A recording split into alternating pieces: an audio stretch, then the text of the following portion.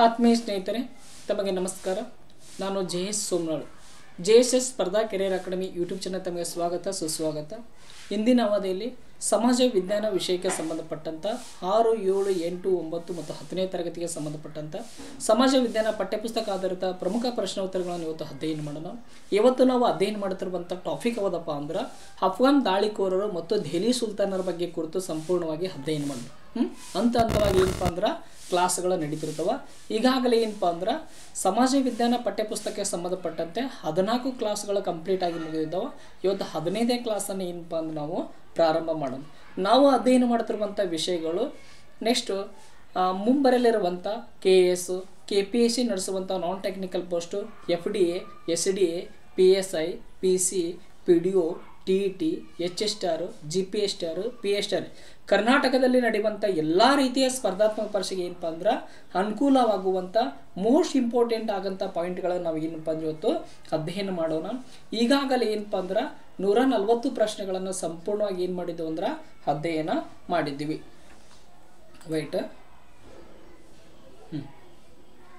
ಈಗಾಗಲೇ ಏನಪ್ಪ ಅಂದ್ರೆ 140 ಪ್ರಶ್ನೆಗಳನ್ನು ಅಧ್ಯಯನ ಮಾಡಿದ್ದೀವಿ. ಇವತ್ತು 141ನೇ ಪ್ರಶ್ನೆದಿಂದ ಏನಪ್ಪ ಅಂದ್ರೆ ಇವತ್ತು ಟಾಪಿಕನ್ನು ಪ್ರಾರಂಭ ಮಾಡೋಣ. ನೋಡ್ರಿ, 141ನೇ ಪ್ರಶ್ನೆ ಏನಿದೆ?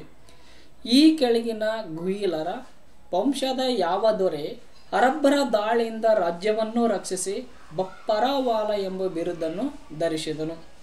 ಆಪ್ಷನ್ ನೋಡ್ರಿ.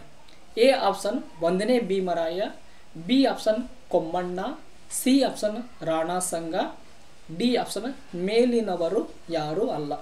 ನೋಡ್ರಿ, ಗುಯಿಲರ ಯಾವ ದೊರೆಯು ಅರಬ್ಬರ ದಾಳಿಯಿಂದ ತನ್ನ ರಾಜ್ಯವನ್ನು ರಕ್ಷಿಸಿ ಬಪ್ಪರವಾಲ ಎಂಬ ಬಿರುದನ್ನು ಧರಿಸಿದ ಪ್ರಶ್ನೆ ಕೇಳೋಣ.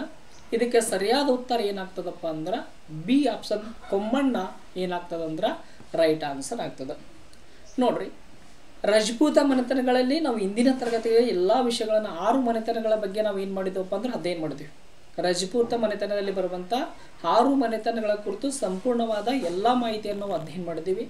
ಅದು ಕೊನೆಯದಾಗಿ ಉಳಿದಿದ್ದು ಏನಪ್ಪ ಅಂದ್ರೆ ಗುಯಿಲರು. ಇವರಾದ ನಂತರ ಏನಪ್ಪ ಅಂದ್ರೆ ಅಫ್ಘಾನರು ಮತ್ತು ದೆಹಲಿ ಸುಲ್ತಾನರು.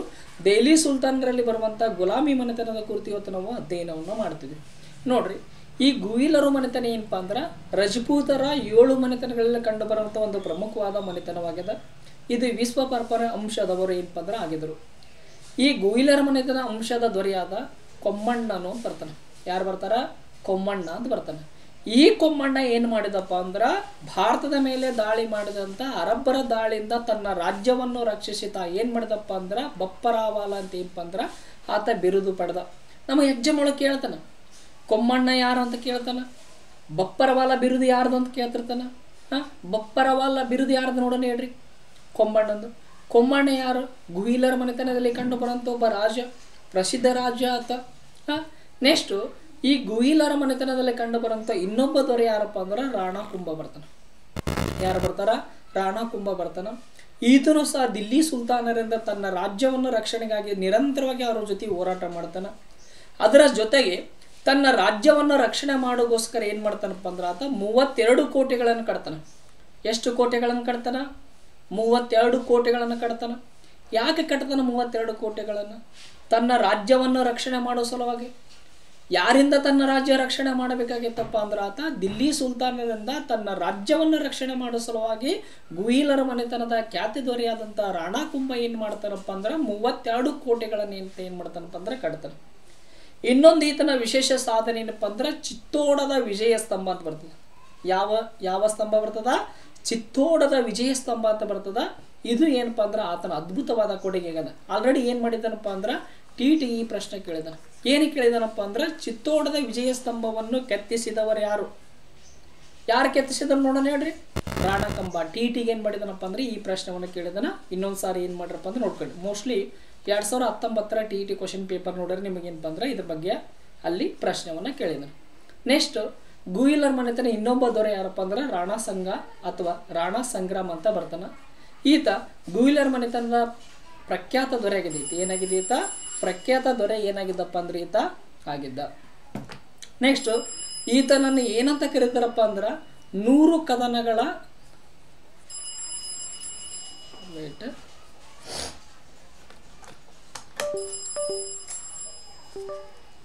ಹಾಂ ನೋಡ್ರಿ, ಈತನನ್ನು ಏನಂತ ಕರೀತಿದ್ರಪ್ಪ ಅಂದ್ರೆ 100 ಕದನಗಳ ವೀರ. ಯಾರನ್ನು 100 ಕದನಗಳ ವೀರ ಅಂತ ಕರೀತಿದ್ರಪ್ಪ ಅಂದ್ರೆ ರಾಣಾ ಸಂಗ್ರಾಮನನ್ನು ಏನಂತ ಕರೀತಾರಪ್ಪ ಅಂದ್ರೆ 100 ಕದನಗಳ ಏನಪ್ಪ ಅಂದ್ರೆ ವೀರ ಅಂತ ಕರೀತಿದ್ರು. ಈತನ ದೇಹದಲ್ಲಿ ಏನಾಗಿದ್ದವಪ್ಪ ಅಂದ್ರೆ 80 ಯುದ್ಧದ ಕಲೆಗಳಿದ್ದವು. ಎಷ್ಟು ಕಲೆಗಳಿದ್ದವಪ್ಪ ಅಂದ್ರೆ 80 ಯುದ್ಧದ ಕಲೆಗಳಿದ್ದವು. Most important. ಈ ಟಾಪಿಕ್ ಒಳಗೆ ನೀವೇನು ನೆನಪಿಟ್ಕೋಬೇಕಪ್ಪ ಅಂದ್ರೆ ಒಂದೇದು ನೋಡ್ರಿ, 100 ಕದನಗಳ ವೀರ ಅಂತ ಯಾರಿಗೆ ಕರೀತಾರೆ ಅನ್ನೋದು ನೆನಪಿಟ್ಕೋರಿ. ನೆಕ್ಸ್ಟ್ ಈ ಚಿತ್ತೋಡದ ವಿಜಯ ಸ್ತಂಭ ಯಾರ್ದು ಅನ್ನೋದು ಇದು ನೆನಪಿಟ್ಕೋರಿ. ನೆಕ್ಸ್ಟ್ ಬಪ್ಪರವಾಲ ಇದು ಬಿರುದು ಯಾರ್ದು ಏನಪ್ಪ ಅಂದ್ರೆ ಈ 3 ಇಂಪಾರ್ಟೆಂಟ್ ಪಾಯಿಂಟನ್ನು ಕಂಪಲ್ಸರಿ ನೀವು ನೆನಪಿಟ್ಕೋಬೇಕಾಗ್ತದೆ. ಇವು ಒಂದಲ್ಲ ಒಂದು ರೀತಿ ನಮಗೆ ಏನಪ್ಪ ಅಂದ್ರೆ ಪರೀಕ್ಷೆ ಒಳಗೆ ಕಂಪಲ್ಸರಿ ಆಗಿ ಏನಪ್ಪ ಅಂದ್ರೆ ಕೇಳ್ತಿರ್ತಾರೆ. ನೆಕ್ಸ್ಟ್ ಇನ್ನೊಂದು ಮೋಸ್ಟ್ ಇಂಪಾರ್ಟೆಂಟ್ ನೋಡ್ರಿ, ಪುಷ್ಕರ ಮೇಳ ಅಂತ ಬರ್ತದ. ಪುಷ್ಕರ ಮೇಳ ಏನಪ್ಪ ಅಂದ್ರೆ ಪ್ರತಿ ವರ್ಷ ಏನಾಗ್ತದಪ್ಪ ಅಂದ್ರೆ ರಾಜಸ್ಥಾನದಲ್ಲಿ ನಡೆಯುತ್ತಿರುವಂಥ ಒಂದು ಒಂಟೆಗಳ ಜಾತ್ರೆಗದ. ಇದು ಏನಾಗಿದೆ, ಇದು ಪುಷ್ಕರ ಮೇಳ ಅನ್ನೋದು ಏನಪ್ಪ ಅಂದ್ರೆ ರಾಜಸ್ಥಾನದಲ್ಲಿ ನಡೆಯುತ್ತಿರುವಂಥ ಒಂದು ಒಂಟೆಗಳ ಏನಪ್ಪ ಅಂದ್ರೆ ಜಾತ್ರೆಗದ. ವಿಶ್ವದ ಅತ್ಯಂತ ದೊಡ್ಡದಾದ ಏನಪ್ಪ ಅಂದ್ರೆ ಒಂಟೆ ಜಾತ್ರೆ ಎಲ್ಲಿ ನಡೀತದಪ್ಪ ಅಂದ್ರೆ ರಾಜಸ್ಥಾನದಲ್ಲಿ ನಡೀತದ. ಅದೇ ಏನಪ್ಪ ಅಂದ್ರೆ ಪುಷ್ಕರ ಮೇಳ ಆಗ್ಯದ. ನೆಕ್ಸ್ಟ್ ಕ್ವಶನ್ ನೋಡ್ರಿ, ಸಾರಿ ಇಲ್ಲೊಂದಿಷ್ಟು ಏನಪ್ಪ ಅಂದ್ರೆ ನಂಬರ್ಗಳು ಏನಾಗಿದವಪ್ಪ ಅಂದ್ರೆ ಇದಾಗಿದೋ. ನೆಕ್ಸ್ಟ್ ನೋಡ್ರಿ 140 ಪ್ರಶ್ನೆ ನೋಡ್ರಿ, ಅದನ್ನು 140 ಮಾಡ್ಕೋರಿ. ಇದೇನೇನಪ್ಪ ಅಂದ್ರೆ 141 ಮಾಡ್ಕೋರಿ. ನೋಡ್ರಿ ಈ ಪ್ರಶ್ನೆ ನೋಡ್ರಿ, 141ನೇ ಪ್ರಶ್ನೆ ನೋಡ್ರಿ. ಈ ಕೆಳಗಿನ ಯಾವ ಹೇಳಿಕೆಗಳು ಮೊಹಮ್ಮದ್ ಗಜನಿಯ ಬಗ್ಗೆ ಸರಿಯಾಗಿ ವಿವರಿಸುವುದು? ಎ ಸ್ಟೇಟ್ಮೆಂಟ್ ನೋಡ್ರಿ, ಅಲಪ್ತಗೀನ್ ಎಂಬ ತುರ್ಕಿ ಗುಲಾಮನು ಗಜನಿಯಲ್ಲಿ ಸ್ವತಂತ್ರವಾದ ಸಾಮ್ರಾಜ್ಯವನ್ನು ಸ್ಥಾಪನೆ ಮಾಡಿದನು. ನೆಕ್ಸ್ಟ್ ಬಿ ಸ್ಟೇಟ್ಮೆಂಟ್ ನೋಡ್ರಿ, ಮೊಹಮ್ಮದ್ ಗಜನಿಯು ಭಾರತದ ಮೇಲೆ 17 ಬಾರಿ ದಾಳಿ ಮಾಡಿ ಅಪಾರವಾದ ಸಂಪತ್ತನ್ನು ಕೊಳ್ಳೆ ಹೊಡೆದನು. ಸಿ ಸ್ಟೇಟ್ಮೆಂಟ್, ಗುಜರಾತಿನ ಪ್ರಸಿದ್ಧ ಸೋಮನಾಥ ದೇವಾಲಯದ ಮೇಲೆ ದಾಳಿ ಮಾಡಿ ಅಲ್ಲಿಯ ಶಿವಲಿಂಗವನ್ನು ನಾಶ ಮಾಡಿದನು. ಡಿ ಆಪ್ಷನ್ ಮೇಲಿನ ಎಲ್ಲವೂ ಸರಿಯಾಗಿವೆ. ನೋಡ್ರಿ ಇಲ್ಲಿ ಕೊಟ್ಟಂತ ಮೊಹಮ್ಮದ್ ಗಜನಿಗೆ ಸಂಬಂಧಪಟ್ಟಂತೆ ಎಲ್ಲ ಹೇಳಿಕೆಗಳು ಸರಿಯಾಗಿ. ನೋಡ್ರಿ ಈ ಮೊಹಮ್ಮದ್ ಗಜನಿಗೆ ಏನಪ್ಪ ಅಂದ್ರೆ ಅಲಪ್ತಗೀನ್ ಎಂಬ ತುರ್ಕಿ ಗುಲಾಮನಾಗಿದ್ದ ಈತ.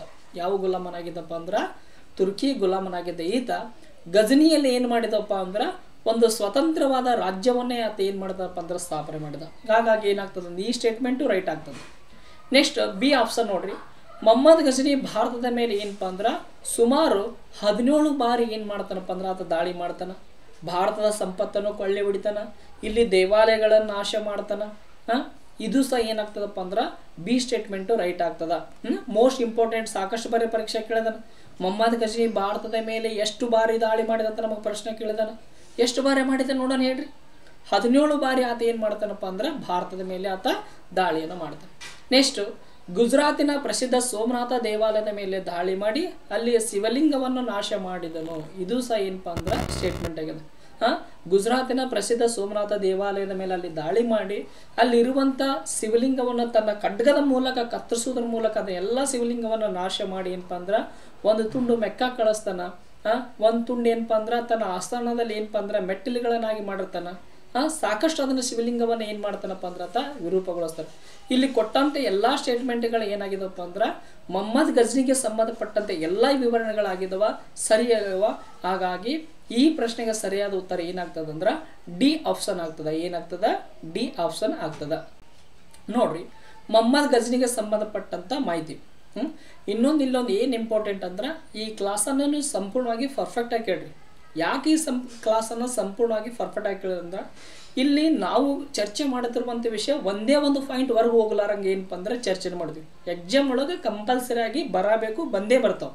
ನೀವು ಕರೆಕ್ಟಾಗಿ ಈ ವಿಷಯದ ಮೇಲೆ ಏನಾದರೂ ಆತ ಪ್ರಶ್ನೆಯನ್ನು ರೈಸ್ ಮಾಡಿದಂದ್ರೆ ಅದು ವಿಶೇಷವಾಗಿ ಏನಪ್ಪ ಅಂದ್ರೆ TET ಆಗಿರ್ಬೋದು, GPS ಆಗಿರ್ಬೋದು, ನೆಕ್ಸ್ಟ್ HSR ಆಗಿರ್ಬೋದು. ಕಂಪಲ್ಸರಿ ಏನಪ್ಪ ಅಂದ್ರೆ ಸೋಷಿಯಲ್ ಸೈನ್ಸಿಗೆ ಸಂಬಂಧಪಟ್ಟಂತೆ ಏನಪ್ಪ ಅಂದ್ರೆ ಎಲ್ಲ ಅಂಶಗಳು ಏನಾಗ್ತವಪ್ಪ ಅಂದ್ರೆ ಇಂಪಾರ್ಟೆಂಟ್ ಆಗ್ತವೆ.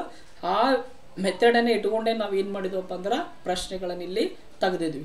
ನೋಡ್ರಿ ಮೊಹಮ್ಮದ್ ಗಜನಿಗೆ ಸಂಬಂಧಪಟ್ಟಂಥ ಮಾಹಿತಿಯನ್ನು ನೋಡಿದಂದ್ರೆ ಮೊಹಮ್ಮದ್ ಗಜನಿಯ ಇಸ್ವಿ ಏನಾಗ್ತದಪ್ಪ ಅಂದ್ರೆ 997 ಸಾಮಾನ್ಯ ಶಕ 997ರಿಂದ 1030ರವರೆಗೆ ಏನಾಗಿದ್ದಪ್ಪ ಅಂದ್ರೆ ಆತ ಇದ್ದ. ಈತ ಏನಾಗಿದ್ದಾನಪ್ಪ ಅಂದ್ರೆ ಅಲ್ಲಬ್ ತಗೀನ್ ಎಂಬ ತುರ್ಕಿ ಗುಲಾಮನಾಗಿದ್ದ. ಈತ ಏನು ಮಾಡ್ತಾನಪ್ಪ ಅಂದ್ರೆ ಒಂದು ಸ್ವತಂತ್ರವಾದ ರಾಜ್ಯವನ್ನು ಸ್ಥಾಪನೆ ಮಾಡ್ತಾನೆ. ಎಲ್ಲಿ ಸ್ವತಂತ್ರವಾದ ರಾಜ್ಯವನ್ನು ಸ್ಥಾಪನೆ ಮಾಡ್ತಾನಪ್ಪ ಅಂದ್ರೆ ಗಜ್ನಿಯಲ್ಲಿ ಮಾಡ್ತಾನೆ. ಏನಾಗ್ತಾನ? ಗಜ್ನಿಯಲ್ಲಿ ಮಾಡ್ತಾನ. ಅದೇ ಮುಂದೆ ಏನಾಗ್ತದಪ್ಪ ಅಂದ್ರೆ ಗಜ್ನಿ ಮನೆತನ ಆಗ್ತದ. ಈ ಯಾವ ಮನೆತನ ಆಗ್ತದ? ಅದು ಗಜ್ನಿ ಮನೆತನ ಆಗ್ತದ. ಹಾಗಾಗಿ ಇಲ್ಲೊಂದು ಇಂಪಾರ್ಟೆಂಟ್ ಪಾಯಿಂಟ್ ನೋಡ್ರಿ, ಗಜ್ನಿ ಮನೆತನದ ಸ್ಥಾಪಕ ದೊರೆ ಯಾರಂತ ನಮಗೆ ಪ್ರಶ್ನೆ ಕೇಳಿದಾಗ ನಾವೇನು ಹೇಳ್ಬೇಕಪ್ಪ ಅಂದ್ರೆ ಮೊಹಮ್ಮದ್ ಗಜ್ನಿ ಅಂತ ಹೇಳ್ಬೇಕು. ಏನು ಹೇಳ್ಬೇಕು? ಮೊಹಮ್ಮದ್ ಗಜ್ನಿ ಅಂತ ಹೇಳ್ಬೇಕು. ಈತ ಏನು ಮಾಡಿದಪ್ಪ ಅಂದ್ರೆ ಭಾರತದ ಮೇಲೆ, ಯಾವ ದೇಶದ ಮೇಲೆ? ಭಾರತದ ಮೇಲೆ 17 ಬಾರಿ ದಾಳಿ ಮಾಡಿ ಇಲ್ಲಿರುವಂಥ ಅಪಾರವಾದ ಸಂಪತ್ತನ್ನು ಆತ ಏನು ಮಾಡಿದಪ್ಪ ಅಂದ್ರೆ ಕೊಳ್ಳೆ ಹೊಡೆದ. ಇದರ ಪರಿಣಾಮವಾಗಿ ಏನಾಯ್ತಪ್ಪ ಅಂದ್ರೆ ಯಾರು ಭಾರತದ ಮೇಲೆ 17 ಬಾರಿ ದಾಳಿಯನ್ನು ಮಾಡಿದಂಥ ಗಜ್ನಿ ಮೊಹಮ್ಮದ್ ಗಜ್ನಿ ಅಥವಾ ಗಜ್ನಿ ಮೊಹಮ್ಮದ್ ಅಂತ ಏನಪ್ಪ ಅಂತ ಕರೀತಾರ. ಅದರ ಪರಿಣಾಮ ಏನಾಗ್ತಪ್ಪ ಅಂದ್ರೆ ಮಥುರೆಯ ಶ್ರೀಕೃಷ್ಣ ಮಂದಿರ, ಯಾವ ಮಂದಿರ? ಮಥುರೆಯ ಶ್ರೀಕೃಷ್ಣ ಮಂದಿರ ಮತ್ತು ಗುಜರಾತಿನ ಸೋಮನಾಥ ದೇವಾಲಯಗಳು ಏನಾದವಪ್ಪ ಅಂದ್ರೆ ನಾಶವಾದವು. ಈತ ಗುಜರಾತಿನ ಸೋಮನಾಥ ದೇವಾಲಯವನ್ನು ಸಂಪೂರ್ಣವಾಗಿ ನಾಶ ಮಾಡಿದವರು ಯಾರಪ್ಪ ಅಂದ್ರೆ ಮೊಹಮ್ಮದ್ ಗಜ್ನಿ ಏನು ಮಾಡ್ತಾನಪ್ಪ ಅಂದ್ರೆ ಆತ ನಾಶ ಮಾಡ್ತಾನೆ. ಇನ್ನೊಂದು ಮೋಸ್ಟ್ ಇಂಪಾರ್ಟೆಂಟ್, ಭಾರತದ ಮೇಲೆ ಮೊದಲಿಗೆ ದಾಳಿ ಮಾಡಿದವರು ಯಾರಪ್ಪ ಅಂದ್ರೆ ಅರಬ್ಬರು ಬರ್ತಾರೆ. ಯಾರು ಬರ್ತಾರ? ಅರಬ್ಬರು. ಭಾರತದ ಮೇಲೆ ಮೊದಲಿಗೆ ದಾಳಿ ಮಾಡಿದವರ ವಿದೇಶಿ ಆಕ್ರಮಣಕಾರರು ಯಾರಪ್ಪ ಅಂದ್ರೆ ಅರಬ್ಬರು ಬರ್ತಾರ. ನಮಗೆ ಕೇಳಿದನ್ನು ಸಾಕಷ್ಟು ಬಾರಿ ಏನಪ್ಪ ಅಂದ್ರೆ ಪ್ರಶ್ನೆ ಕೇಳಿದ. ಏನು ಪ್ರಶ್ನೆ ಕೇಳಿದನ್ನ ನೋಡ್ರಿ, ಭಾರತದ ಮೇಲೆ ಮೊದಲಿಗೆ ಆಕ್ರಮಣ ಮಾಡಿದ ವಿದೇಶಿಯರು ಯಾರಂತ ನಮಗೆ ಪ್ರಶ್ನೆ ಕೇಳಿದನ ಅದಕ್ಕೆ ರೈಟ್ ಆನ್ಸರ್ ಏನಾಗ್ತದಪ್ಪ ಅಂದ್ರೆ ಅರಬ್ಬರು ಆಗ್ತಾರೆ. ಅರಬ್ಬರು ಯಾವಾಗ ಭಾರತದ ಮೇಲೆ ದಾಳಿ ಮಾಡ್ತಾರಂದ್ರೆ ಸಾಮಾನ್ಯ ಶಕ, ಯಾವ ಶಕ? ಸಾಮಾನ್ಯ ಶಕ 712ರಲ್ಲಿ ಏನಪ್ಪ ಅಂದ್ರೆ ಇವರು ಭಾರತದ ಮೇಲೆ ದಾಳಿ ಮಾಡ್ತಾರೆ. ಭಾರತದ ಮೇಲೆ ದಾಳಿ ಮಾಡಿದ ಮೊದಲ ಮುಸ್ಲಿಂ ಆಕ್ರಮಣಕಾರ ಯಾರಪ್ಪ ಅಂದ್ರೆ ಮೊಹಮ್ಮದ್ ಬಿನ್ ಕಾಸಿಮ್ ಅಂತ ಬರ್ತಾರೆ. ಯಾರು ಬರ್ತಾರ? ಮೊಹಮ್ಮದ್ ಬಿನ್ ಕಾಸಿಮ್ ಅಂತ ಏನು ಮಾಡ್ತಾನಪ್ಪ ಅಂದ್ರೆ ಸಾಮಾನ್ಯ ಶಕ 712ರಲ್ಲಿ ಏನಪ್ಪ ಅಂದ್ರೆ ಸಿಂಧ್ ಪ್ರಾಂತ್ಯದ ಮೇಲೆ ದಾಳಿಯನ್ನು ಮಾಡೋದ್ರ ಮೂಲಕ ಏನಾಗ್ತಾನಪ್ಪ ಅಂದ್ರೆ ಈತ ಭಾರತದ ದಂಡಯಾತ್ರೆ ಅಂದ್ರೆ ಭಾರತದ ಮೇಲೆ ಏನಾಗ್ತಾನಪ್ಪ ಅಂದ್ರೆ ಆತ ದಾಳಿಯನ್ನು ಮಾಡಿ ಸಿಂಧ್ ಮತ್ತು ಮುಲ್ತಾನ್ ಪ್ರಾಂತ್ಯಗಳನ್ನು ಏನು ಮಾಡ್ತಾನೆ ಅಂದ್ರೆ ಆತ ವಶಪಡಿಸ್ಕೊಳ್ತಾನೆ. ಯಾರು ವಶಪಡಿಸ್ಕೊಳ್ತಾರ? ಮೊಹಮ್ಮದ್ ಬಿನ್ ಕಾಸಿಮ್. ಒಂದು ಇಂಪಾರ್ಟೆಂಟ್ ಪ್ರಶ್ನೆ ಕೇಳ್ತೀನಿ ನೋಡಿಲ್ಲಿ, ಭಾರತದ ಮೇಲೆ ದಾಳಿ ಮಾಡಿದ ಮೊದಲ ಮುಸ್ಲಿಂ ಆಕ್ರಮಣಕಾರ ಯಾರು ಅಂತ ಕೇಳಿದಾಗ ಮೊಹಮ್ಮದ್ ಬಿನ್ ಕಾಸಿಮ್ ಅಂತ ಹೇಳ್ಬೇಕು. ಯಾವ ವರ್ಷ ಆಕ್ರಮಣ ಮಾಡಿದಪ್ಪ ಅಂದ್ರೆ ಸಾಮಾನ್ಯ ಶಕ 712ರಲ್ಲಿ ಏನಂತ ಏನು ಮಾಡ್ತಾನಪ್ಪ ಅಂದ್ರೆ ಭಾರತದ ಸಿಂಧ್ ಪ್ರಾಂತ್ಯದ ಮೇಲೆ ಆತ ಏನಪ್ಪ ಅಂದ್ರೆ ದಾಳಿಯನ್ನು ಪ್ರಾರಂಭಿಸ್ತಾನ. ನೆಕ್ಸ್ಟು ಟರ್ಕರು ಬರ್ತಾರ. ಇದು ಆದಂದ್ರೆ ಅರಬ್ಬರ ದಾಳಿ ಆದ ಸುಮಾರು 3 ಶತಮಾನಗಳ ಕಾಲ ಟರ್ಕರು ಏನು ಮಾಡಿದಾರಪ್ಪ ಅಂದ್ರೆ ಟರ್ಕಿಯ ಮೂಲದ ಮೊಹಮ್ಮದ್ ಗಜ್ನಿ ಏನು ಮಾಡ್ತದಪ್ಪ ಅಂದ್ರೆ ಭಾರತದ ಮೇಲೆ ದಾಳಿ ಮಾಡ್ತಾನ. ಮೋಸ್ಟ್ ಇಂಪಾರ್ಟೆಂಟು ಇಲ್ಲಿ 2 ಪಾಯಿಂಟನ್ನು ನೀವು ಹೇಳ್ಬೋದು. ಭಾರತದ ಮೇಲೆ ದಾಳಿ ಮಾಡಿದ ಮೊದಲ ವಿದೇಶಿಯ ಆಕ್ರಮಣಕಾರ ಯಾರಪ್ಪ ಅಂದ್ರೆ ಅರಬ್ಬರು ಬರ್ತಾರ. ಅರಬ್ಬರು ಯಾವ ವ್ಯಕ್ತಿ ಬರ್ತಾರಪ್ಪ ಅಂದ್ರೆ ಮೊಹಮ್ಮದ್ ಬಿನ್ ಕಾಸಿಮ್ ಬರ್ತಾನ. ಸಾಮಾನ್ಯ ಶಕ 712ರಲ್ಲಿ ಏನು ಮಾಡ್ತಾನಪ್ಪ ಅಂದ್ರೆ ಆತ ದಾಳಿಯನ್ನು ಮಾಡ್ತಾನ. ನೆಕ್ಸ್ಟ್ ನೋಡ್ರಿ, ಭಾರತ ಸ್ವಾತಂತ್ರ್ಯಗೊಂಡ ಅನಂತರ ಏನಪ್ಪ ಅಂದ್ರೆ ಗುಜರಾತಿನ ಪ್ರಸಿದ್ಧ ಸೋಮನಾಥ ದೇವಾಲಯ ಏನಿದಲ್ಲ ಅದನ್ನು ಪುನರ್ ನಿರ್ಮಾಣ ಮಾಡಲಾಯಿತು. ಏನು ಮೊಹಮ್ಮದ್ ಗಜ್ನಿ ಭಾರತದ ಮೇಲೆ ದಾಳಿ ಮಾಡಿ ಅಲ್ಲಿರುವಂಥ ಶಿವಲಿಂಗನವನ್ನು ನಾಶ ಮಾಡಿ ಅಲ್ಲಿರುವಂಥ ದೇವಾಲಯವನ್ನು ನಾಶ ಮಾಡಿದಾದ್ಮೇಲೆ ಏನಪ್ಪ ಅಂದ್ರೆ ಭಾರತ ಯಾವಾಗ ಸ್ವಾತಂತ್ರ್ಯಗೊಂಡಾದ ನಂತರ ಗುಜರಾತಿನ ಸೋಮನಾಥಪುರ ದೇವಾಲಯ ಏನಪ್ಪ ಅಂದ್ರೆ ಪುನರ್ ನಿರ್ಮಾಣ ಮಾಡಿ 1951ರಲ್ಲಿ ಎಷ್ಟರಲ್ಲಿ ಮೋಸ್ಟ್ ಇಂಪಾರ್ಟೆಂಟ 6ನೇ ತರಗತಿಯಲ್ಲಿ ಬರುವಂಥ ಪಠ್ಯಪುಸ್ತಕದ ಮಾಹಿತಿ ನೋಡ್ರಿ. ಇದು 1951ರಲ್ಲಿ ಬಾಬು ರಾಜೇಂದ್ರ ಪ್ರಸಾದ್ ಅವರು ಏನಾಗ್ತಾರಪ್ಪ ಅಂದ್ರೆ ಇದನ್ನ ಉದ್ಘಾಟಿಸ್ತಾರ. ಹಾಗಾದ್ರೆ ಬಾಬು ರಾಜೇಂದ್ರ ಪ್ರಸಾದ್ ಅವರು ಯಾರು ಹೇಳ್ರಿ? ಭಾರತದ ಮೊದಲ ರಾಷ್ಟ್ರಪತಿ ಯಾರಪ್ಪ ಅಂದ್ರೆ ಬಾಬು ರಾಜೇಂದ್ರ ಪ್ರಸಾದ್ ಅವರು ಬರ್ತಾರೆ. ಈ ಸೋಮನಾಥ ದೇವಾಲಯ ಪುನರ್ ನಿರ್ಮಾಣಗೊಂಡಂಥ ಸೋಮನಾಥ ದೇವಾಲಯವನ್ನು ಏನು ಮಾಡ್ತಾರೆ? ಅವರು ಉದ್ಘಾಟಿಸ್ತಾರ. ನೆಕ್ಸ್ಟ್ ಮೊಹಮ್ಮದ್ ಗಜ್ನಿ ಆಸ್ಥಾನದಲ್ಲಿರುವಂಥ ಕವಿ ಬರ್ತಾನೆ. ಯಾರಪ್ಪ ಅಂದ್ರೆ ಅಲ್ ಬೇರೂನಿ ಅಂತ ಏನಪ್ಪ ಅಂದ್ರೆ ಒಬ್ಬ ಕವಿ ಬರ್ತಾನ. ಆತ ಒಂದು ಪ್ರಮುಖವಾದ ಕೃತಿ ಬರ್ತಾರೆ. ಮೋಸ್ಟ್ ಇಂಪಾರ್ಟೆಂಟ್, ಸಾಕಷ್ಟು ಬಾರಿ ಏನಪ್ಪ ಅಂದ್ರೆ ನಮ್ಮ PSI ಪರೀಕ್ಷೆಗೆ ಏನಪ್ಪ ಅಂದ್ರೆ ರಿಪೀಟೆಡ್ ಆದಂಥ ಕ್ವಶನ್ಸ್ ಇದು. ನೋಡ್ರಿ, ಈ ಅಲ್ ಬೇರೂನಿ ಅನ್ನೋರು ಏನು ಮಾಡ್ತಾನಪ್ಪ ಅಂದ್ರೆ ತಾರಿಕ್ ಉಲ್ ಹಿಂದ್ ಎಂಬ ಏನಪ್ಪ ಅಂದ್ರೆ ಪುಸ್ತಕವನ್ನು ಆತ ಬರೀತಾನೆ.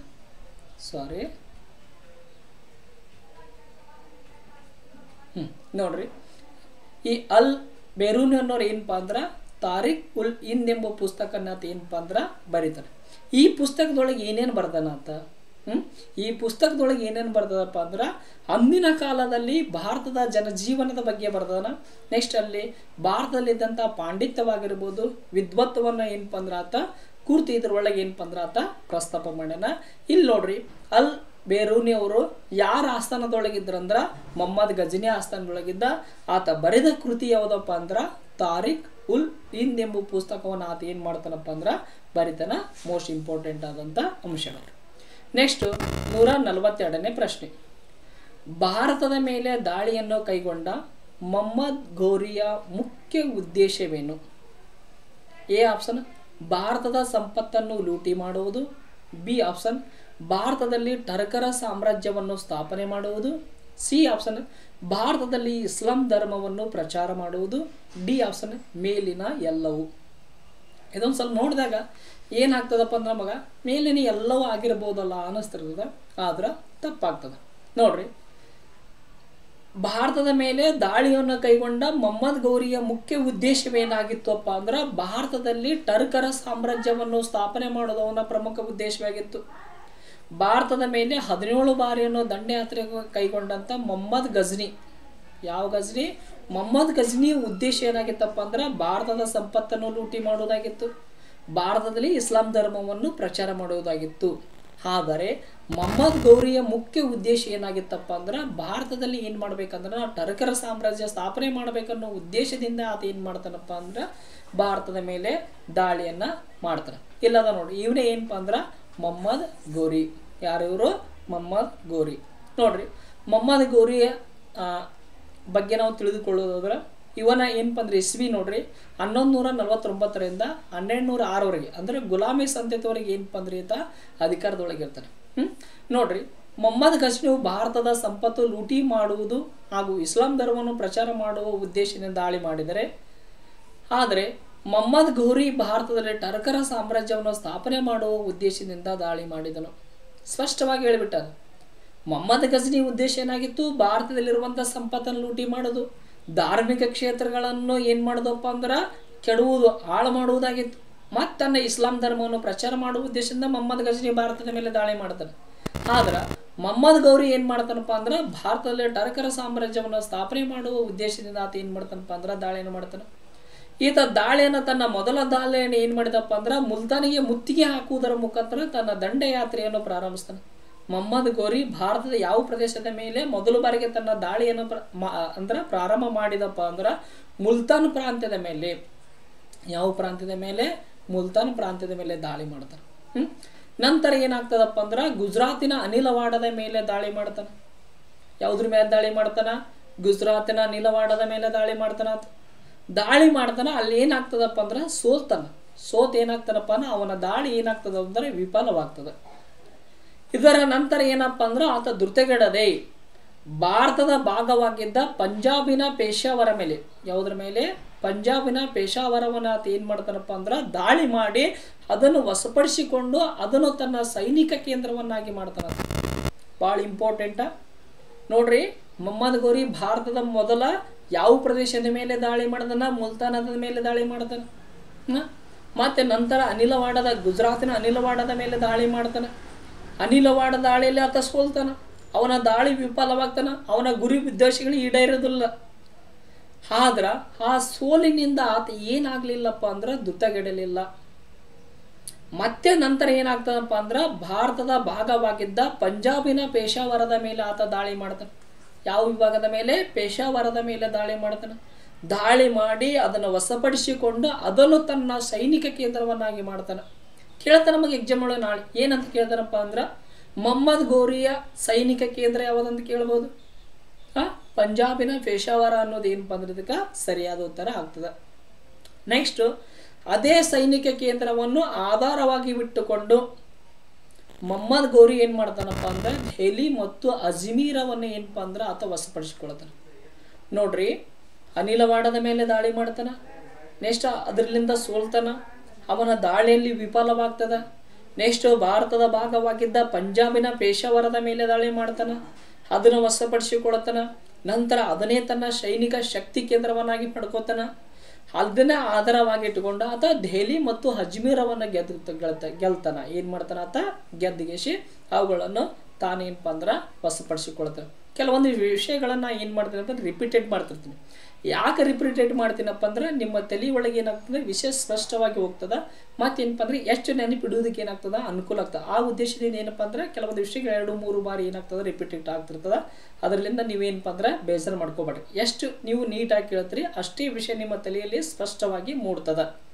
ನೆಕ್ಸ್ಟ್ ನೋಡ್ರಿ, ನೆಕ್ಸ್ಟ್ ಪಾಯಿಂಟು, ಮೊದಲನೇ ತೈರನ್ ಕದನದಲ್ಲಿ. ಯಾವ ತೈರನ್ ಕದನದಲ್ಲಿ? ಮೊದಲನೇ ತೈರನ್ ಕದನ.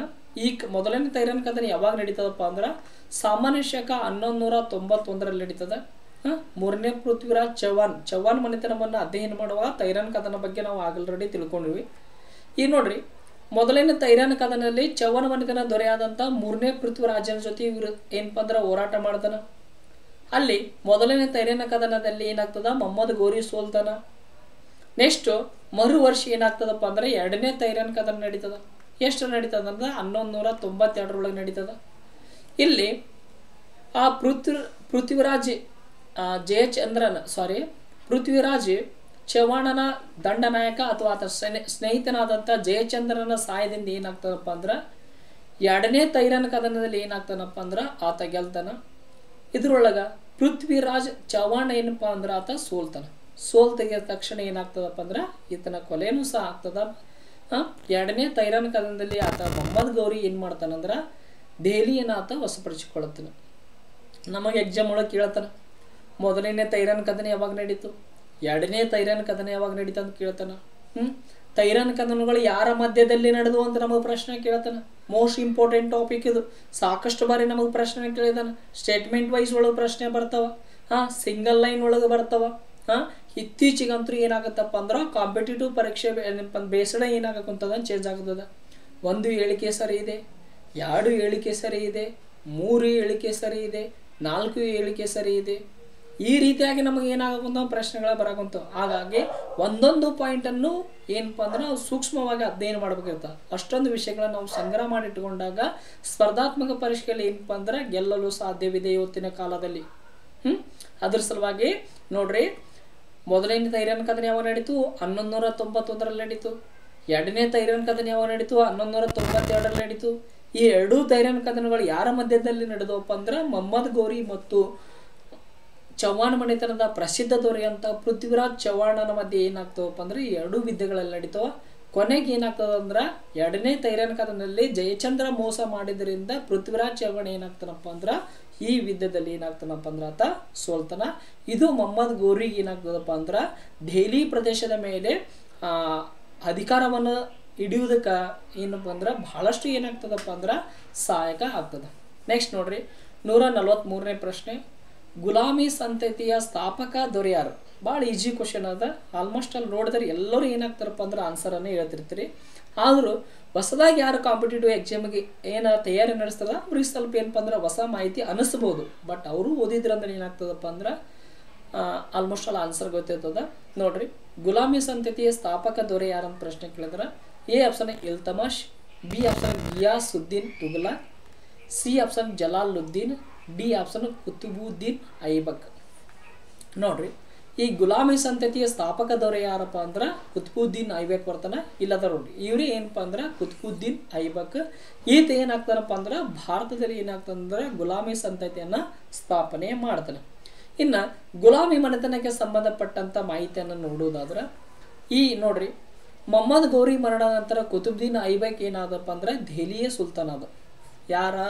ಮೊಹಮ್ಮದ್ ಗೋರಿ ಮರಣವಾದ ನಂತರ ತಾನು ಭಾರತದಲ್ಲಿ ಗೆದ್ದಂಥ ಪ್ರದೇಶಗಳನ್ನು ನೋಡಿಕೊಳ್ಳಲು ತನ್ನ ನಿಷ್ಠಾವಂತ ಗುಲಾಮನಾದಂಥ ಕುತುಬುದ್ದೀನ್ ಐಬಕನನ್ನು ನೇಮಿಸಿದ. ಆತ ಮರಣ ಹೊಂದಿದ ನಂತರ ಏನಾದಪ್ಪ ಅಂದ್ರೆ ಈತ ದೆಹಲಿಯ ಸುಲ್ತಾನನಾದ. ಈ ಗುಲಾಮಿ ಸಂತತಿಯ ಸ್ಥಾಪಕ ಯಾರಪ್ಪ ಅಂದ್ರೆ ಕುತುಬುದ್ದೀನ್ ಐಬಕ್ ಅಂತ ಬರ್ತದೆ. ಇದಕ್ಕೆ ಯಾಕೆ ಗುಲಾಮಿ ಮನೆತನ ಅಂತ ಕರೆದ್ರು? ಇದು ಇಂಪಾರ್ಟೆಂಟ್ ಆಗ್ತದೆ. ಕುತುಬುದ್ದೀನ್ ಐಬಕ್ ಏನಪ್ಪ ಅಂದ್ರೆ ಈ ಮನೆತನವನ್ನು ಸ್ಥಾಪನೆ ಮಾಡಿದ. ಆದ್ರೆ ಇದನ್ನು ಗುಲಾಮಿ ಮನೆತನ ಅಂತ ಯಾಕೆ ಕರೆದ್ರಪ್ಪ ಅಂದ್ರೆ ಇಲ್ಲಿದೆ ನಿಜವಾದ ಕಾರಣ ಏನಪ್ಪ ಅಂದ್ರೆ ಇಲ್ಲಿದೆ. ಕುತುಬುದ್ದೀನ್ ಪ್ರಾರಂಭದಲ್ಲಿ ಏನಾಗಿದ್ದಪ್ಪ ಅಂದ್ರೆ ಮೊಹಮ್ಮದ್ ಗೋರಿಯ ಗುಲಾಮನಾಗಿದ್ದ. ಈತನು ಸ್ಥಾಪನೆ ಮಾಡಿದ ಮನೆತನಕ್ಕೆ ಏನಾಯ್ತಪ್ಪ ಅಂದ್ರೆ ಗುಲಾಮಿ ಮನೆತನ. ಮ್ಯಾಮಲಾಕ್ ಮನೆತನ ಅಂತ ಕರೆದರು. Most important. ನಮಗೆ ಗುಲಾಮಿ ಮನೆತನದ ಸ್ಥಾಪಕ ಯಾರು ಅಂತ ಕೇಳಿದ್ರೆ ಸರಾಗವಾಗಿ ಆನ್ಸರ್ ಹೇಳ್ತೀವಿ. ಅದೇ ರೀತಿಯ ಮ್ಯಾಮಲಾಕ್ ಮನೆತನದ ಸ್ಥಾಪಕ ಯಾರಪ್ಪ ಅಂದ್ರೆ ಇದೇನಪ್ಪ ಅಂದ್ರೆ ಹೊಸದಲ್ಲ. ಈ ಮನೆತನವನ್ನು ನಾನು ನೋಡೇ ಇಲ್ಲಲ್ಲ. ಕೆಲವೊಮ್ಮೆ ಎಕ್ಸಾಮ್ ಒಳಗೆ ಅನಿಸ್ಬೋದು. PSIಗೆ ಆಲ್ರೆಡಿ ಕೇಳಿದಾನೆ ಈ ಪ್ರಶ್ನೆಯನ್ನು. ಏನು ಕೇಳಿದಂದ್ರೆ ತೆಗೆದು ನೋಡ್ರಿ, ಒಂದ್ಸಲ PSI ಪ್ರಶ್ನೆ ಪತ್ರಿಕೆ ಅಂತ ತೆಗೆದು ನೋಡ್ರಿ, ಅದ್ರೊಳಗೆ ಈ ಪ್ರಶ್ನೆ ಕೇಳಿದಾನೆ. ಮ್ಯಾಮಲಾಕ್ ಮನೆತನದ ಸ್ಥಾಪಕ ಯಾರಂತ ಇದೇ ರೀತಿಯಾಗಿ ಕೇಳಿದಾನ ಅದು. ಈ ಮ್ಯಾಮಲಾಕ್ ಮನೆತನದ ಸ್ಥಾಪಕ ಯಾರಪ್ಪ ಅಂದ್ರೆ ಕುತುಬುದ್ದೀನ್ ಐಬಕ್ ಬರ್ತಾನ. ಈತನು ಭಾರತದಲ್ಲಿ ದೆಹಲಿ ಸುಲ್ತಾನ ಆಳ್ವಿಕೆ ಏನಾದಪ್ಪ ಅಂದ್ರೆ ಭದ್ರವಾದ ಬುನಾದಿ ಹಾಕಿದ. ಭಾರತದಲ್ಲಿ ದೆಹಲಿ ಸುಲ್ತಾನರ ಆಳ್ವಿಕೆ ಭದ್ರವಾದ ಬುನಾದಿಯನ್ನು ಯಾರು ಹಾಕಿದ್ರಪ್ಪ ಅಂದ್ರೆ ಕುತುಬುದ್ದೀನ್ ಐಬಕ್ ಏನಪ್ಪ ಅಂದ್ರೆ ಆತ ಮಾಡ್ತಾರೆ. ನೆಕ್ಸ್ಟು ಎರಡನೇ ತೈರಾನ್ ಕಾಳಗದಲ್ಲಿ ಏನಪ್ಪ ಅಂದ್ರೆ ಭಾರತದ ಆಕ್ರಮಣಗಳ ಮೇಲೆ ಉಸ್ತುವಾರಿ ವಹಿಸಿಕೊಂಡ. ಏನು ಎರಡನೇ ತೈರಾನ್ ಕದನ ನಡೀತಲ್ಲ, ಅದರ ಆಕ್ರಮಣಗಳ ಉಸ್ತುವಾರಿಯನ್ನು ಯಾರು ವಹಿಸಿಕೊಂಡ್ರಪ್ಪ ಅಂದ್ರೆ ಕುತುಬುದ್ದೀನ್ ಐಬಕ್ ಏನಪ್ಪ ಅಂದ್ರೆ ಆತ ವಹಿಸ್ಕೊಂಡ. ಇನ್ನು ಈ ಕುತುಬುದ್ದೀನ್ ಐಬಕ್ನ ವೈಯಕ್ತಿಕ ಜೀವನ ನೋಡುವುದಾದ್ರೆ ಈತ ಮೂಲತಃ ತುರ್ಕಿ ಜನಾಂಗಕ್ಕೆ ಸೇರಿದ್ದ. ನೋಡ್ರಿ, ಈ ಕುತುಬುದ್ದೀನ್ ಐಬಕ್ ಮೂಲತಃ ಯಾವ ಜನಾಂಗಕ್ಕೆ ಸೇರಿದಪ್ಪ ಅಂದ್ರೆ ಅಫ್ಘಾನಿಸ್ತಾನದಲ್ಲಿ ವಾಸ ಮಾಡ್ತಿರುವಂಥ ತುರ್ಕಿ ಜನಾಂಗಕ್ಕೆ ಆತ ಏನು ಮಾಡಿದಪ್ಪ ಅಂದ್ರೆ ಸೇರಿದ ವ್ಯಕ್ತಿ ಇದ್ದ. ಬಾಲ್ಯದಲ್ಲಿ ಈತನ ಪಾಲಕರು ಏನು ನಿಸಾಪುರದ ಕಾಜಿಗೆ ಏನು ಮಾಡಿದಾರಪ್ಪ ಅಂದ್ರೆ ಅವನನ್ನು ಗುಲಾಮನಾಗಿ ಮಾರಾಟ ಮಾಡಿದರು. ಮೋಸ್ಟ್ ಇಂಪಾರ್ಟೆಂಟ ನೋಡ್ರಿ, ಇಲ್ಲಿ ಕುತುಬುದ್ದೀನ್ ಐಬಕ್ ಯಾವ ಜನಾಂಗಕ್ಕೆ ಸೇರಿದವ ಅಂದ್ರೆ ತುರ್ಕಿ ಜನಾಂಗಕ್ಕೆ ಸೇರಿದವ. ಆತನ ಪಾಲಕರು, ಆತನ ಪೋಷಕರು ಅವನನ್ನು ಬಾಲ್ಯದಲ್ಲಿ ಏನು ಮಾಡಿದಾರಪ್ಪ ಅಂದ್ರೆ ನಿಶಾಪುರದ ಕಾಜಿಗೆ ಮಾರಾಟ ಮಾಡಿದರು. ಅದು ಗುಲಾಮನಾಗಿ ಮಾರಾಟ ಮಾಡಿದರು. ಆದ್ರೆ ಐಬಕನು ಬಾಲ್ಯದಲ್ಲಿ ಏನು ಮಾಡಿದಪ್ಪ ಅಂದ್ರೆ ಪರ್ಷಿಯನ್, ಅರಬಿಕ್ ಭಾಷೆಗಳ ಜೊತೆಗೆ ಪರ್ಷಿಯನ್ ಮತ್ತು ಅರಬಿಕ್ ಶಿಕ್ಷಣದ ಪಡೆಯುವುದರ ಜೊತೆಗೆ ಅಲ್ಲಿ ಕುದುರೆ ಸವಾರಿ ಆಗಿರ್ಬೋದು, ಬಿಲ್ಲುಗಾರಿಕೆ ತರಬೇತಿಯನ್ನು ಆತ ಪಡೆದ. ನಂತರ ಗಜನಿಯು ಏನು ಮಾಡಿದಪ್ಪ ಅಂದ್ರೆ ಗಜನಿಯ ರಾಜ್ಯಪಾಲನಾಗಿದ್ದ ಮೊಹಮ್ಮದ್ ಗೋರಿಯು ತನ್ನ ಗುಲಾಮನಾಗಿ ಈತನನ್ನು ಖರೀದಿ ಮಾಡಿದ.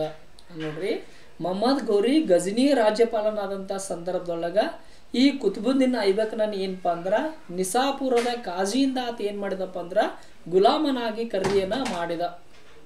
ಈ ಕುತುಬುದ್ದೀನ್ ಐಬಕನು ತನ್ನ ಸ್ವಂತ ಸಾಮರ್ಥ್ಯದಿಂದ ಏನು ಮಾಡಿದ, ತನ್ನ ಸ್ವಂತ ಶಕ್ತಿ ಸಾಮರ್ಥ್ಯದಿಂದ ಏನು ಮಾಡಿದ ಅಂದ್ರೆ ಮೊಹಮ್ಮದ್ ಗೋರಿಯ ಗಮನವನ್ನು ಆತ ಸೆಳೆದನು. ಏನು ಮಾಡಿದ, ಆತ ಸೆಳೆದು ಭಾರತದ ಆಕ್ರಮಣಗಳ ಮೇಲಿನ ಉಸ್ತುವಾರಿಯನ್ನು ಯಾರು ವಹಿಸ್ಕೊಳ್ತಾರಪ್ಪ ಅಂದ್ರೆ ಕುತುಬುದ್ದೀನ್ ಐಬಕ್ ವಹಿಸ್ಕೊಳ್ತಾನ.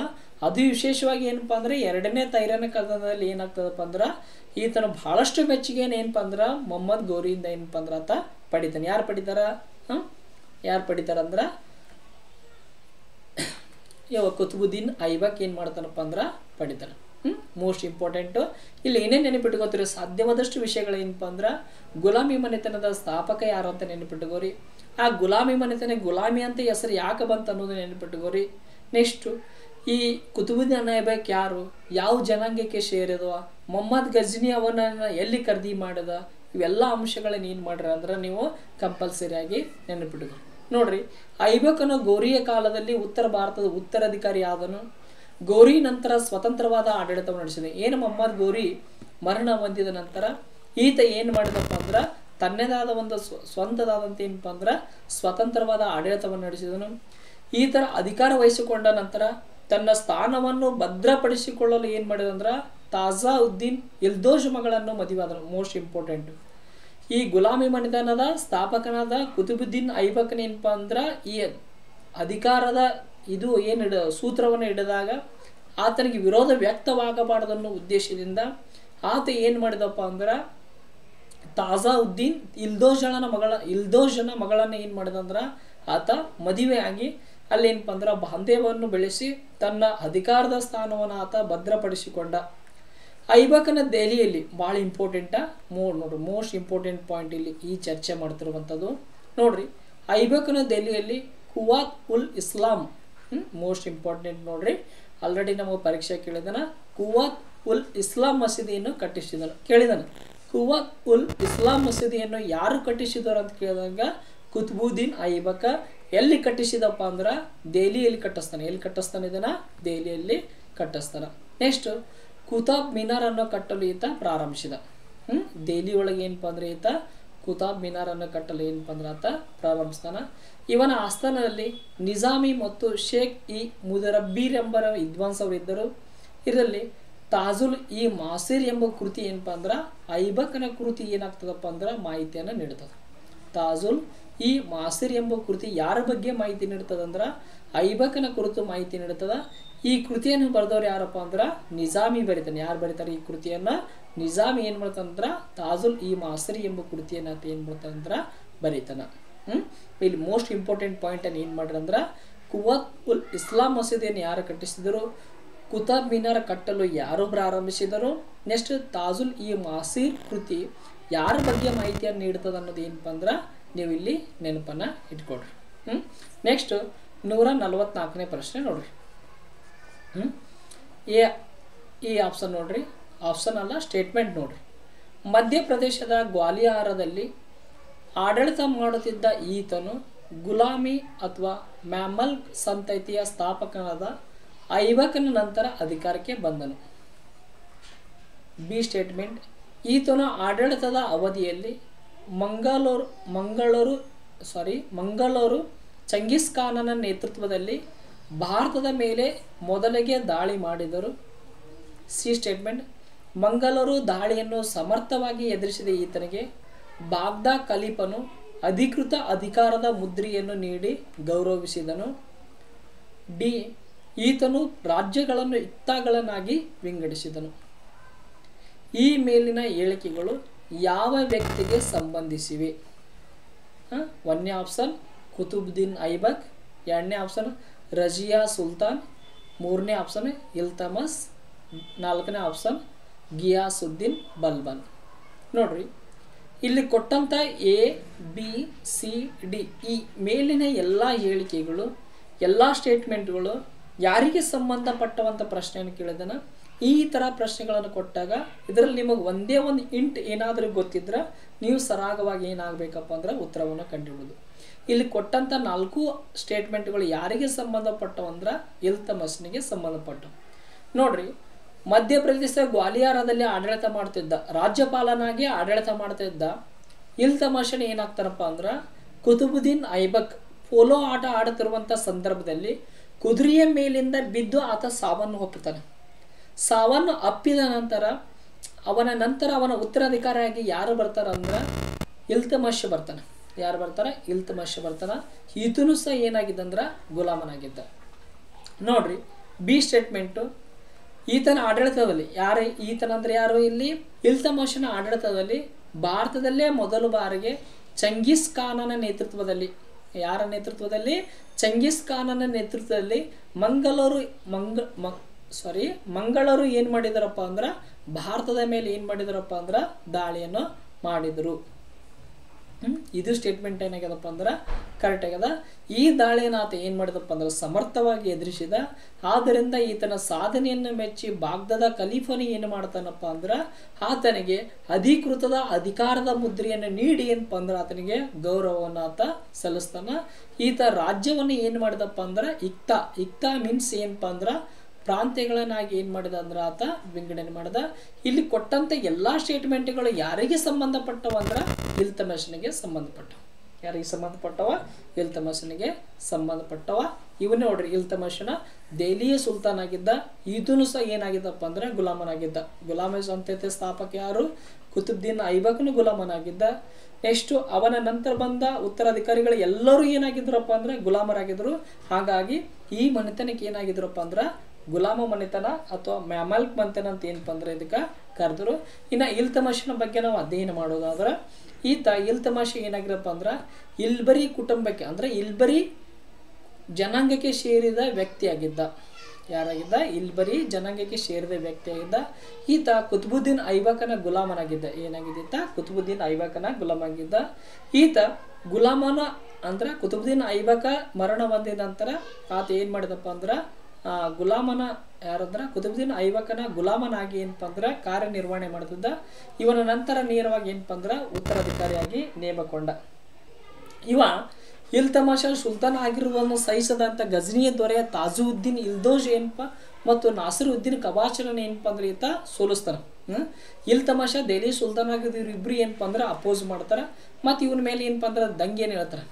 ಇವರ ದಂಗೆ ಏನು ಯಾರ್ಯಾರ ದಂಗೆ ಅಂದ್ರೆ ಗಜ್ನಿಯ ದೊರೆಯಾದಂಥ ತಾಜುದ್ದೀನ್ ಇಲ್ದೋಜ್ ಮತ್ತು ನಾಸಿರುದ್ದೀನ್ ಕಬಾಚನನ್ನು ಇಬ್ಬರನ್ನು ಸೋಲಿಸಿ ಏನಪ್ಪ ಅಂದ್ರೆ ತನ್ನ ಸ್ಥಾನವನ್ನು ಆತ ಏನು ಮಾಡ್ತಾನಪ್ಪ ಅಂದ್ರೆ ಭದ್ರಪಡಿಸಿಕೊಳ್ತಾನ.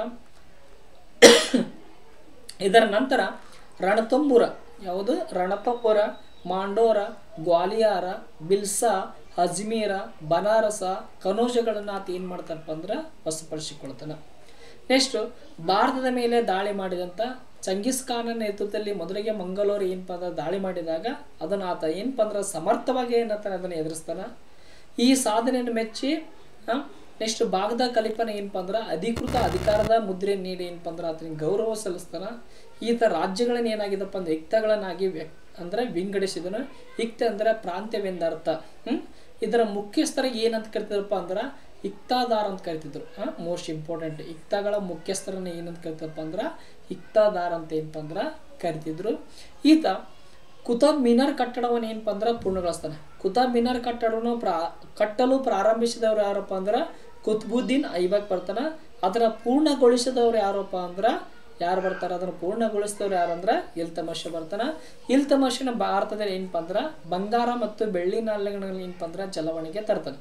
ನೆಕ್ಸ್ಟು ಆಡಳಿತದಲ್ಲಿ ಸಲಹೆ ಸೂಚನೆಗಳನ್ನೆಲ್ಲ ಏನಪ್ಪ ಅಂದ್ರೆ 40 ಸರ್ದಾರರ ಕೂಟವನ್ನು ಆತ ಏನಪ್ಪ ಅಂದ್ರೆ ನೇಮಕ ಮಾಡ್ತಾನೆ. ಮೋಸ್ಟ್ ಇಂಪಾರ್ಟೆಂಟ್ ಇದನ್ನಂತೂ ನಮಗೆ ಏನಪ್ಪ ಅಂದ್ರೆ ಸಾಕಷ್ಟು ಬಾರಿ ಏನು ಮಾಡಿದ್ರಪ್ಪ ಅಂದ್ರೆ ಪ್ರಶ್ನೆ ಕೇಳಿದಾನೆ. 40 ಸರ್ದಾರರ ಒಕ್ಕೂಟವನ್ನು ಯಾರು ರಚಿಸಿದಾರ ಅಂತ ನಮಗೆ ಏನು ಮಾಡಿದಾರೆ ಪ್ರಶ್ನೆ ಕೇಳಿದಾನೆ. ಯಾರು ರಚಿಸಿದಾರಪ್ಪ ಅಂದ್ರೆ ಇಲ್ತಮಷ ಆತ ರಚನೆ ಮಾಡಿದಾನೆ. ನೆಕ್ಸ್ಟ್ ಕುತಬ್ ಮಿನಾರ್ ಕಟ್ಟಡವನ್ನು ಯಾರು ಪೂರ್ಣಗೊಳಿಸಿದಾರ ಅಂತ ನಮಗೆ ಪ್ರಶ್ನೆ ಕೇಳಿದಾನ.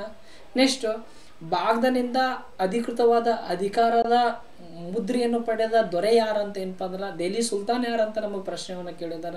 ನೆಕ್ಸ್ಟ್ ಹಿಕ್ತ ಎಂದರೆ ಅಂತ ನಮಗೆ ಪ್ರಶ್ನೆ ಕೇಳಿದಾರ. ಸಾಕಷ್ಟು ಅಂಶಗಳು ಇಲ್ತಮಷನ ಬಗ್ಗೆ ಏನಾಗಿದವಪ್ಪ ಅಂದ್ರೆ ನಮಗೆ ಪ್ರಶ್ನೆಗಳು ಬಂದವು. ಇಲ್ಲೊಂದು ಇಂಪಾರ್ಟೆಂಟ್ ನೋಡ್ರಿ, ಕುತುಬ್ದೀನ್ ಯಾವ ಜನಾಂಗಕ್ಕೆ ಸೇರಿದಪ್ಪ ಅಂದ್ರೆ ತುರ್ಕಿ ಜನಾಂಗಕ್ಕೆ ಸೇರಿದ. ನೆಕ್ಸ್ಟ್ ಇಲ್ತಮಷ್ ಯಾವುದಕ್ಕೆ ಸೇರಿದಪ್ಪ ಅಂದ್ರೆ ಇಲ್ಬರಿ ಜನಾಂಗಕ್ಕೆ. ಯಾವ ಜನಾಂಗಕ್ಕೆ? ಇಲ್ಬರಿ ಜನಾಂಗಕ್ಕೆ ಏನಪ್ಪ ಅಂದ್ರೆ ಆತ ಸೇರಿದ್ದ. ನೋಡ್ರಿ ಇವರೆಲ್ಲ ಏನದಾರಲ್ಲ, ಇವರೆಲ್ಲರೂ ಇಲ್ಲಿ ಕೊಟ್ಟಂತ ಎಲ್ಲರೂ ಏನದಾರಪ್ಪ ಅಂದ್ರೆ ಗುಲಾಮಿ ಮನಿತನದ ಸುಲ್ತಾನರಾಗಿದ್ದರು. ಕುತುಬುದ್ದೀನ್ ಐಬಕ್ ಆಗಿರ್ಬೋದು, ಇಲ್ತಮಷ್ ಆಗಿರ್ಬೋದು, ರಜಿಯಾ ಸುಲ್ತಾನ್ ಆಗಿರ್ಬೋದು, ಗಿಯಾಸುದ್ದೀನ್ ಬಲ್ಬನ್, ಇವರೆಲ್ಲವೂ ಏನಪ್ಪ ಅಂದ್ರೆ ಗುಲಾಮಿ ಮನೆತನ ಅತ್ಯಂತ ಪ್ರಸಿದ್ಧವಾದಂಥ ಏನಪ್ಪ ಅಂದ್ರೆ ದೊರೆಗಳಾಗಿದ್ದಾರೆ. ನೆಕ್ಸ್ಟ್ ನೋಡಿ 145ನೇ ಪ್ರಶ್ನೆ. ರಜಿಯಾ ಸುಲ್ತಾನಳ ಬಗ್ಗೆ ಸರಿಯಾದ ಹೇಳಿಕೆಗಳನ್ನು ಪರಿಗಣಿಸಿ. ಯಾರ ಬಗ್ಗೆ? ರಜಿಯಾ ಸುಲ್ತಾನಳ ಬಗ್ಗೆ ಸರಿಯಾದ ಹೇಳಿಕೆಗಳನ್ನು ಪರಿಗಣಿಸಿ ಅಂತ ಹೇಳಿದ್ರೆ ಎ ಆಪ್ಷನ್ ಇಲ್ತಮಷನ ಪುತ್ರಿಯಾದ ರಜಿಯಾ ಬೇಗಂ ದೆಹಲಿಯ ಗದ್ದುಗೆ ಏರಿದ ಏಕೈಕ ಮಹಿಳೆ. ಬಿ ಆಪ್ಷನ್ ಸುಲ್ತಾನು ಎಂಬ ಬಿರುದು ಪಡೆದು ಪುರುಷರಂತೆ ವೇಷಧರಿಸಿ ಯುದ್ಧದಲ್ಲಿ ಭಾಗವಹಿಸುತ್ತಿದ್ದಳು. ಸಿ ಆಪ್ಷನ್ ಇವಳ ಆಡಳಿತವನ್ನು ಸಹಿಸದೆ ಪ್ರಾಂತ್ಯಾಧಿಕಾರಿಗಳು ದಂಗೆ ಎದ್ದು ಅವಳನ್ನು ಕೊಲೆ ಮಾಡಿದರು. ಡಿ ಆಪ್ಷನ್ ಮೇಲಿನ ಎಲ್ಲವೂ ಸರಿಯಾಗಿವೆ. ಇಲ್ಲಿ ರೈಟ್ ಆನ್ಸರ್ ಏನಾಗ್ತದಪ್ಪ ಅಂದ್ರೆ ಡಿ ಆಪ್ಷನ್ ಆಗ್ತದೆ. ಇಲ್ಲಿ ಕೊಟ್ಟಂಥ 3 ಸ್ಟೇಟ್ಮೆಂಟ್ ಎ ಬಿ ಸಿ ಈ ಎಲ್ಲ ಸ್ಟೇಟ್ಮೆಂಟ್ಗಳು ಏನಪ್ಪ ಅಂದ್ರೆ ರಜಿಯಾ ಸುಲ್ತಾನಿಗೆ ಏನಪ್ಪ ಅಂದ್ರೆ ಸಂಬಂಧಪಟ್ಟಂಥವು ಆಗಿವು. ಎಲ್ಲವೂ ಸರಿಯಾಗ್ಯದು. ಏನಾಗಿದ್ದಾವೆ ಇಲ್ಲಿ? ಸರಿಯಾಗಿದ್ದಾವ. ನೋಡ್ರಿ ಇಲ್ಲಿ ಸರಿಯಾದ ಹೇಳಿಕೆಯನ್ನು ಪರಿಗಣಿಸಿ ಅಂತನ ಇಲ್ಲಿ ಕೊಟ್ಟಂಥ 3 ಹೇಳಿಕೆಗಳು ಸರಿಯಾಗ್ಯದು. ಇಲ್ಲದ ರಜಿಯಾ ಸುಲ್ತಾನ್ ಇವಳೇ ನೋಡ್ರಿ ರಜಿಯಾ ಸುಲ್ತಾನ್ ಏನಪ್ಪ ಅಂದ್ರೆ ಮಹಿಳೆ ಆಗಿದ್ದಳು. ಆಕೆ ಏನು ಮಾಡಿದ ಆಡಳಿತದ ಸಂದರ್ಭದಲ್ಲಿ ಏನಪ್ಪ ಅಂದ್ರೆ ಯುದ್ಧದ ಸಂದರ್ಭದಲ್ಲಿ ಪುರುಷರಂತೆ ವೇಷಧರಿಸಿ ಏನಪ್ಪ ಅಂದ್ರೆ ಯುದ್ಧದಲ್ಲಿ ಆತಳು ಭಾಗವಹಿಸುತ್ತಿದ್ದಳು. ರಜಿಯಾ ಸುಲ್ತಾನರ ಬಗ್ಗೆ ಹೆಚ್ಚಿನ ಮಾಹಿತಿಯನ್ನು ತಿಳಿದುಕೊಳ್ಳೋದಾದ್ರೆ ಇಲ್ತಮಷನ ಪುತ್ರರಾದಂಥ ರುಕ್ನುದ್ದೀನ್ ಫಿರೋಜ್ ಅಸಮರ್ಥನಾಗಿದ್ದರಿಂದ ಅವನ ಪುತ್ರಿಯಾದಂಥ ರಜಿಯಾ ಬೇಗಂ ಆತನ ಉತ್ತರಾಧಿಕಾರಿಯೇ ಆದಳು. ನೋಡ್ರಿ ಇಲ್ತಮಷನ ನಂತರ ಏನಪ್ಪ ಅಂದ್ರೆ ರುಕ್ನುದ್ದೀನ್ ಫಿರೋಜ್ ಏನಪ್ಪ ಅಂದ್ರೆ ಅಧಿಕಾರಕ್ಕೆ ಬರ್ತಾನೆ. ಆತ ಏನಪ್ಪ ಅಂದ್ರೆ ಅಸಮರ್ಥವಾಗಿರ್ತಾನೆ, ಅಷ್ಟೊಂದು ಸಮರ್ಥವಾಗಿರೋದಿಲ್ಲ. ಆತನನ್ನು ಕೊಲೆ ಮಾಡಿ ಏನಪ್ಪ ಅಂದ್ರೆ ರಜಿಯಾ ಬೇಗಂ ಏನಪ್ಪ ಅಂದ್ರೆ ಅಧಿಕಾರಕ್ಕೆ ಬರ್ತಾರೆ. ಆದ್ದರಿಂದ ದೆಹಲಿ ಸಿಂಹಾಸನವೇರಿದ ಮತ್ತು ಸುಲ್ತಾನ್ ಎಂದು ಬಿರುದಿರಿಸಿದ ಮೊದಲ ಮಹಿಳೆ ಮತ್ತು ಏಕೈಕ ಮಹಿಳೆ. ಏಕೈಕ ಮಹಿಳೆನೂ ಹೌದು ಮತ್ತು ಮೊದಲ ಮಹಿಳೆನೂ ಹೌದು. ನೆಕ್ಸ್ಟ್ ಇವಳು ಪುರುಷರಂತೆ ವೇಷ ಧರಿಸಿ ಯುದ್ಧದಲ್ಲಿ ಭಾಗವಹಿಸುತ್ತಿದ್ದಳು. ಇಲ್ಲಿದೆ ನೋಡ್ರಿ, ಈ ಥರ ಏನಪ್ಪ ಅಂದ್ರೆ ಪುರುಷರಂತೆ ತಾನು ವೇಷಭೂಷಣ ಧರಿಸಿ ಖಡ್ಗವನ್ನು ಹಿಡಿದು ಏನು ಬಂದ್ರೆ ಯುದ್ಧದಲ್ಲಿ ಹೋರಾಡುತ್ತಿದ್ದಳು. ಈಕಿನ ಆಡಳಿತವು ಎಲ್ಲಿಂದ ಅಂದರೆ ಈಕಿನ ವ್ಯಾಪ್ತಿ, ಆಡಳಿತ ವ್ಯಾಪ್ತಿ ಏನಿಂದ ಸಿಂಧ್ನಿಂದ ಹಿಡಿದು ಬಂಗಾಳದ ವಿಶಾಲ ಪ್ರದೇಶದ ತನ್ನ ಅಧಿಕಾರವನ್ನು ಸ್ಥಾಪಿಸಿದಳು. ಸಿಂಧ್ ಪ್ರಾಂತ್ಯದಿಂದ ಹಿಡಿದು ಬಂಗಾಳದವರೆಗೆ ಏನಪ್ಪ ಅಂದ್ರೆ ತನ್ನ ಅಧಿಕಾರದ ವ್ಯಾಪ್ತಿಯನ್ನು ಆಕಿ ಏನಪ್ಪ ಅಂದರೆ ವಿಸ್ತರಿಸಿದಳು. ಈಕೆ ಆಡಳಿತವನ್ನು ಸಹಿಸಿದ ಸಾಂಪ್ರದಾಯವಾದಿಗಳು ಏನದಾರಲ್ಲ, ಪ್ರಾಂತ್ಯಾಧಿಕಾರಿಗಳು ಏನದಾರಲ್ಲ, ದಂಗೆ ಎದ್ದು ಈ ಕಡೆ ಏನಪ್ಪ ಅಂದ್ರೆ ಕೊಂದು ಹಾಕಿದ್ರು. ಏನು ಮಾಡಿದ್ರು? ಕೊಂದು ಹಾಕಿದ್ರು. ನೆಕ್ಸ್ಟ್ 146ನೇ ಪ್ರಶ್ನೆ. ಪರ್ಷಿಯನ್ ಶೈಲಿಯ ಆಡಂಬರದ ವೇಷಭೂಷಣವನ್ನು ಧರಿಸುತ್ತಿದ್ದ ದೆಹಲಿಯ ಸುಲ್ತಾನ ಯಾರು? A option Alauddin Khilji, B option Iltutmish, C option Ghiyas uddin Balban, D option Mohammed bin Tughlaq. ನೋಡ್ರಿ, ಪರ್ಷಿಯನ್ ಶೈಲಿಯ ಆಡಂಬರದ ವೇಷಭೂಷಣ ಆಗಿರ್ಬೋದು, ಅಲ್ಲಿಯ ಸಂಪ್ರದಾಯಗಳಾಗಿರ್ಬೋದು, ಅವೆಲ್ಲವನ್ನು ಪುನರ್ ಜಾರಿಗೆ ತಂದವ್ರು ಯಾರಪ್ಪ ಅಂದ್ರೆ ಗಿಯಾಸ್ ಉದ್ದೀನ್ ಬಲ್ಬನ್ ಬರ್ತಾರೆ. ಯಾರು ಬರ್ತಾರೆ? ಗಿಯಾಸ್ ಉದ್ದೀನ್ ಬಲ್ಬನ್ ಅವರು ಬರ್ತಾರೆ. ಇನ್ನು ಗಿಯಾಸ್ ಉದ್ದೀನ್ ಬಲ್ಬನ್ ಬಗ್ಗೆ ನಾವು ಅಧ್ಯಯನ ಮಾಡೋದಾದ್ರೆ, ಇದು ದೆಹಲಿಯಲ್ಲಿ ಇಲ್ತಮಷನಿಗೆ ಗುಲಾಮನಾಗಿದ್ದ. ನೋಡ್ರಿ, ಮೊಹಮ್ಮದ್ ಗೋರಿಗೆ ಗುಲಾಮನ ಯಾರಾಗಿದ್ದ? ಕುತುಬುದ್ದೀನ್ ಐಬಕ್ ಆಗಿದ್ದ. ಕುತುಬುದ್ದೀನ್ ಐಬಕನ ಗುಲಾಮನ ಯಾರಾಗಿದ್ದ? ಇಲ್ತಮಷ್ ಆಗಿದ್ದ. ಇಲ್ತಮಷನ ಗುಲಾಮನ ಯಾರಾಗಿದ್ದಪ್ಪ ಅಂದ್ರೆ ಬಲ್ಬನ್ ಆಗಿದ್ದ. ಬಲ್ಬನಿಗೆ ಏನಂತ ಕರೀತಾರಪ್ಪ ಅಂದ್ರೆ ಗಿಯಾಸ್ ಉದ್ದೀನ್ ಬಲ್ಬನ್ ಅಂತ ಕರೀತಾರೆ. ಈತನ ಸ್ವಾಮಿನಿಷ್ಠೆ ಆಗಿರ್ಬೋದು, ಆತನಲ್ಲಿ ಬುದ್ಧಿಮತ್ತೆ ಆಗಿರ್ಬೋದು, ಆತನ ಚುರುಕತನ, ಶಾಣೆತನ, ಆತನಲ್ಲಿರುವಂಥ ಸದ್ಗುಣಗಳಿಂದ ಏನಪ್ಪ ಅಂದ್ರೆ ಈತ ತುರ್ಕಿಯ ಗುಲಾಮರ ಕೂಟದ ಸದಸ್ಯನಾದ. ಏನು 40 ಸರ್ದಾರರ ಒಕ್ಕೂಟ ಇತ್ತಲ್ಲ, ಆ 40 ಸರ್ದಾರರ ಒಕ್ಕೂಟದ ಏನಪ್ಪ ಅಂದ್ರೆ ಸದಸ್ಯನಾದ. ಯಾರಾದರಪ್ಪ ಅಂದ್ರೆ ಗಿಯಾಸ್ ಉದ್ದೀನ್ ಬಲ್ಬನ್. ಈತನು ತನ್ನ ಆಸ್ಥಾನದಲ್ಲಿ ಪರ್ಷಿಯನ್ ಶೈಲಿಯ ಸಂಪ್ರದಾಯ ಆಗಿರ್ಬೋದು, ಶಿಷ್ಟಾಚಾರಗಳನ್ನು ಏನಪ್ಪ ಜಾರಿಗೆ ತಂದನು. ಮತ್ತು ತನ್ನನ್ನು ತಾನು ದೇವರ ಪ್ರತಿನಿಧಿ ಅಂತ ಕರೆದುಕೊಳ್ತಾನಂತ. ಕಾಲು ಮುಟ್ಟಿ ನಮಸ್ಕಾರ ಮಾಡುವುದಾಗಿರ್ಬೋದು, ಅಲ್ಲಿಯ ವೇಷಭೂಷಣಗಳಾಗಿರ್ಬೋದು, ಪರ್ಷಿಯನ್ ಭಾಷೆ ಏನಪ್ಪ ಅಂದ್ರೆ ಆ ಪರ್ಷಿಯನ್ ಶೈಲಿಯಲ್ಲಿರುವಂಥ ಆಡಳಿತ ಆಗಿರ್ಬೋದು, ಸಂಪ್ರದಾಯಗಳಾಗಿರ್ಬೋದು, ಶಿಷ್ಟಾಚಾರಗಳಾಗಿರ್ಬೋದು, ತನ್ನನ್ನು ತಾನು ದೇವರ ಪ್ರತಿನಿಧಿ, ದೇವರ ನನ್ನನ್ನು ಏನಪ್ಪ ಅಂದ್ರೆ ನಿಮ್ಮನ್ನು ಉದ್ಧಾರ ಮಾಡಲು ಕಳಿಸಿದ್ದಾನೆ. ಈಗೆಲ್ಲ ಏನು ಮಾಡ್ತಾನಪ್ಪ ಅಂದ್ರೆ ಗಿಯಾಸ್ ಉದ್ದೀನ್ ಬಲ್ಬನ್ ಏನಪ್ಪ ಅಂದ್ರೆ ಜನರಿಗೆ ಹೇಳ್ತಾನ. ನಿರಂಕುಶ ರಾಜ್ಯ ಪ್ರಭುತ್ವ ಏನಪ್ಪ ಅಂದ್ರೆ ಈತ ಹೊಂದಿರ್ತಾನೆ. ಈತ ಮಂಗಳೂರ ದಾಳಿಯನ್ನು ತಡೆಗಟ್ಟಲು ಏನಪ್ಪ ಅಂದ್ರೆ ವಾಯು ಗಡಿ ಭಾಗದಲ್ಲಿ ಕೋಟೆಗಳನ್ನು ಕಟ್ಟಿಸ್ತಾನೆ. ಯಾವ ಭಾಗದಲ್ಲಿ? ವಾಯುವ್ಯ ಗಡಿ ಭಾಗದಲ್ಲಿ ಏನಪ್ಪ ಅಂದ್ರೆ ಆತ ಕೋಟೆಗಳನ್ನು ಕಟ್ಟಿಸ್ತಾನೆ. ಯಾಕೆ ಕಟ್ಟಿಸಿದ ಆತ ಕೋಟೆಗಳಂದ್ರೆ ಮಂಗೋಲರ ದಾಳಿಯನ್ನು ಏನಪ್ಪ ಅಂದ್ರೆ ತಡೆಗಟ್ಟಲು ಆತ ಏನು ಮಾಡ್ತಾನಪ್ಪ ಅಂದ್ರೆ ಕೋಟೆಗಳನ್ನು ಕಟ್ಟಿಸ್ತಾನೆ. ನೆಕ್ಸ್ಟ್ ಬಲ್ಬನ್ ನಂತರ ಅಧಿಕಾರಕ್ಕೆ ಬಂದ ಸುಲ್ತಾನ ಕೈಕೂಬಾದ್. ಮೋಸ್ಟ್ ಇಂಪಾರ್ಟೆಂಟ್ ನೋಡ್ರಿ, ಇದನ್ನು ನಮ್ಮ ಪರೀಕ್ಷೆ ಕೇಳಿದ್ರೆ ಬಲ್ಬನ್ ನಂತರ ಯಾರು ಅಧಿಕಾರಕ್ಕೆ ಬಂದ್ರೆ ಕೈಕೂಬಾದ್ ಏನಪ್ಪ ಅಂದ್ರೆ ಅಧಿಕಾರಕ್ಕೆ ಬಂದ. ಈತ ಏನಾಗ್ತಾನಪ್ಪ ಅಂದ್ರೆ ಸ್ವಂತ ತನ್ನ ವಜೀರನಿಂದನೇ ಏನಾಗ್ತಾನಪ್ಪ ಅಂದ್ರೆ ಆತ ಕೊಲೆ ಆಗ್ತಾನೆ. ಹಾಗಾಗಿ ಇದರಿಂದ ಏನಾಗ್ತದಪ್ಪ ಅಂದ್ರೆ ಗುಲಾಮಿ ಸಂತತಿ ಸಂಪೂರ್ಣವಾಗಿ ಅಳೆದು ಹೋಗ್ತದೆ. ನಮಗೆ ಪರೀಕ್ಷೆಗೆ ಏನು ಕೇಳಿದಾನಪ್ಪ ಅಂದ್ರೆ ಗುಲಾಮಿ ಸಂತತಿಯ ಕೊನೆಯ ದೊರೆ ಯಾರಂತ ಪ್ರಶ್ನೆ ಕೇಳೋಣ. ನಮಗೇನು ಕೇಳೋಣ? ಗುಲಾಮಿ ಸಂತತಿಯ ಕೊನೆಯ ದೊರೆ ಯಾರಂತ ನಮಗೆ ಪ್ರಶ್ನೆ ಕೇಳೋಣ. ಯಾರು ಹೇಳ್ರಿ ನೋಡೋಣ? ಕೈಕೂಬಾದ್. ಯಾವ ಬಾದು? ಕೈಕೂಬಾದ್. ಇದು ಮೊದಲ ಬಾದ್ ಅದ. ಇದು ಪೂರ್ತಿ ಗುಲಾಮಿ ಸಂತತಿ ಏನಾದಪ್ಪ ಅಂದ್ರೆ ಬಾದ್ ಮಾಡಿ ಕಳಿಸಿದ. ಸುಮ್ಮನೆ ಜಸ್ಟ್ ಜೋಕ್ ಹೇಳಿದೆ ನೋಡ್ರಿ. ಗುಲಾಮಿ ಸಂತತಿಯ ಕೊನೆಯ ದೊರೆ ಯಾರಪ್ಪ ಅಂದ್ರೆ ಕೈಕೂಬಾದ್ ಅಂತ ಬರ್ತಾನೆ. ನೆಕ್ಸ್ಟ್ ರಜಿಯಾ ಸುಲ್ತಾನ ಆಸ್ಥಾನದಲ್ಲಿ ಅಮೀರ್ ಇ ಸಿಕಾರ್ ಹುದ್ದೆಗೆ ನೇಮಿಸಲ್ಪಟ್ಟಿದ್ದ. ಗಿಯಾಸ್ ಉದ್ದೀನ್ ಬಲ್ಬನ್ ಏನಾಗಿದ್ದಪ್ಪ ಅಂದ್ರೆ ರಜಿಯಾ ಸುಲ್ತಾನ ಆಸ್ಥಾನದಲ್ಲಿ ಏನಪ್ಪ ಅಂದ್ರೆ ಅಮೀರ್ ಇ ಸಿಕಾರ್ ಏನಪ್ಪ ಅಂದ್ರೆ ಹುದ್ದೆಗೆ ಆತನ ಏನಪ್ಪ ಅಂದ್ರೆ ನೇಮಿಸಿದ್ದಳು. ಇದು ಏನಪ್ಪ ಅಂದ್ರೆ ಕುದುರೆಗೆ ಸಂಬಂಧಪಟ್ಟದ್ದು.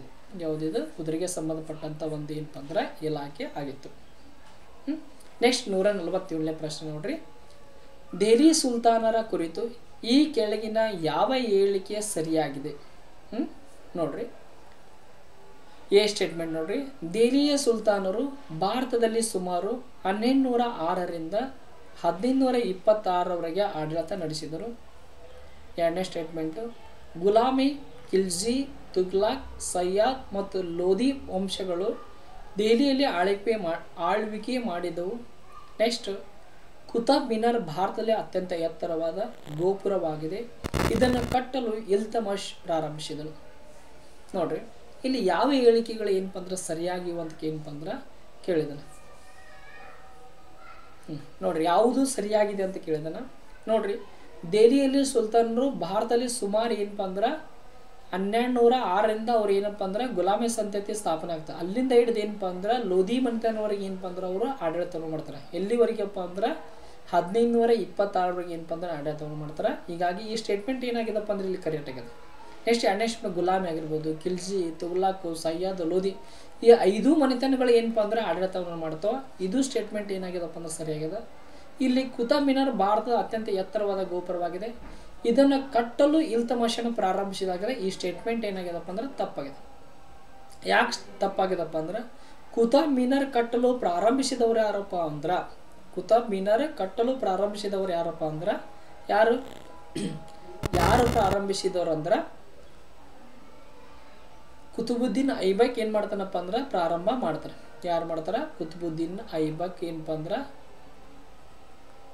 ಕುತುಬುದ್ದೀನ್ ಐಬಕ್ ಏನು ಮಾಡ್ತಾನಪ್ಪ ಅಂದ್ರೆ ಪ್ರಾರಂಭ ಮಾಡ್ತಾನೆ. ಆದ್ರೆ ಇಲ್ತಮಷ್ ಏನು ಮಾಡ್ತಾನಪ್ಪ ಅಂದ್ರೆ ಇದನ್ನ ಇಲ್ತಮಷ್ ಏನಪ್ಪ ಅಂದ್ರೆ ಸಂಪೂರ್ಣಗೊಳಿಸ್ತಾನ. ಇಲ್ಲೇನಾಗದ ಸರಿಯಾದ ಯಾವ ಹೇಳಿಕೆ ಸರಿಯಾಗಿದೆ ಅಂತ ಕೇಳಿದಾನೆ. ಇಲ್ಲಿ ಸ್ಟೇಟ್ಮೆಂಟ್ 1 ಮತ್ತು ಸ್ಟೇಟ್ಮೆಂಟ್ 2 ಏನಾಗಿದೆಪ್ಪ ಅಂದ್ರೆ ಸರಿಯಾದ ಹೇಳಿಕೆಗಳಿಗೋ 3 ಏನಾಗಿದೆಪ್ಪ ಅಂದ್ರೆ ತಪ್ಪಾಗಿದೆ. ಇಲ್ಲಿ ಕೊಟ್ಟಂಥ ಆಪ್ಷನ್ಸ್ಗಳು ಏನಾಗಿದೆಪ್ಪ ಅಂದ್ರೆ ತಪ್ಪಾಗಿದೆ. ಏನಾಗಿದೆಪ್ಪ ಅಂದ್ರೆ ತಪ್ಪಾಗಿದೋ. ಆಗ ಇವನ್ ತಲೆ ಕೆಡಿಸಬೇಡಿ. ಇಲ್ಲಿ ಸರಿಯಾದ ಹೇಳಿಕೆಗಳು 1 ಮತ್ತು 2 ಹೇಳಿಕೆಗಳು ಮಾತ್ರ ಏನಪ್ಪ ಅಂದ್ರೆ ಸರಿಯಾಗಿ ಅದು. ಆತ್ಮೀಯ ಸ್ನೇಹಿತರೆ, ಇಲ್ಲಿವರೆಗೂ ನಮ್ಮ ತರಗತಿಯನ್ನು ವೀಕ್ಷಣೆ ಮಾಡಿದಂಥ ತಮಗೆಲ್ಲರಿಗೂ ಹೃತ್ಪೂರ್ವಕವಾದ ಧನ್ಯವಾದಗಳು.